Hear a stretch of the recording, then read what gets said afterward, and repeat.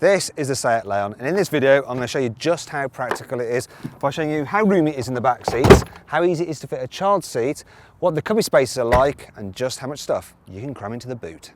The Leon shares many of its parts with a Volkswagen Golf, so it shouldn't come as a shock to learn the interior is a well thought out space. There's loads of adjustment in the steering wheel and the seat, so whatever your size, it's pretty easy to get comfy. The Leon is also comfy in the back seats. It doesn't have quite as much legroom as a Honda Civic or a Skoda Octavia, but there's more than enough room for a 6-footer to not feel too squashed. Headroom is much better than in the Civic. Also, the centre seat is broad and soft, and the cabin is just wide enough to make carrying 3 adults across the bench doable. There is a reasonably big hump in the middle of the floor though, so footroom is okay rather than impressive. If you need to fit a child seat suitable up to 4-year-olds, it can be quite a squeeze to get a Group 1 seat through the opening of the doors, but you don't need to slide the front passenger seat too far forward to make space. Once inside, the ISOFIX mounts are very easy to locate. They're just behind a pair of removable plastic clips. Just be careful not to lose these. The Leon scored a maximum 5-star rating when it was first tested by Euro NCAP back in 2012. The latest 2017 updates have brought improved safety tech, including a standard tardiness recognition system and autonomous emergency braking with pedestrian detection. And all this is fitted to all but the most basic S model. Moving on to the boot, the Leon has a 380 litre capacity with the seats in place. That's identical to a Volkswagen Golf, however it's some way behind a Honda Civic. Unfortunately, the Leon's load lip is quite high, and that makes it tricky to load heavier items. There's the usual tethering points on the boot floor and a space saver wheel below it, but the Leon doesn't have a 12-volt socket like some of its rivals do. Anyway, how much stuff can you actually fit into the car's boot? Well, there's plenty of space for a baby buggy,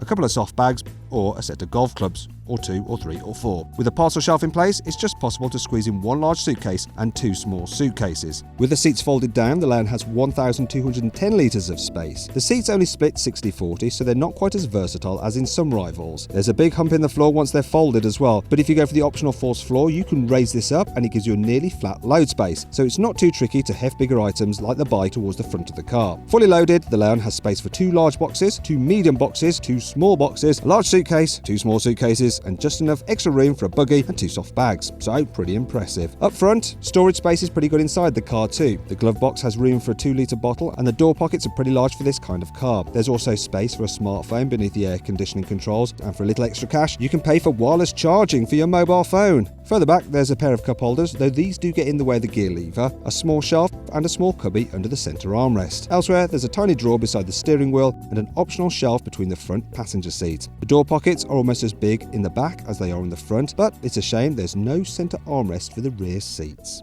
Now, if you're interested in buying a Seat Leon, click up there because you can configure your ideal car at carwow.co.uk. Dealers will come back to you with offers, and then you can compare the best prices they can do on them without having to haggle, all from the comfort of your home. Now, if you click up there, you can actually see my full in-depth video review of this car, down there for the detailed infotainment video, and down there for my 360-degree passenger ride video.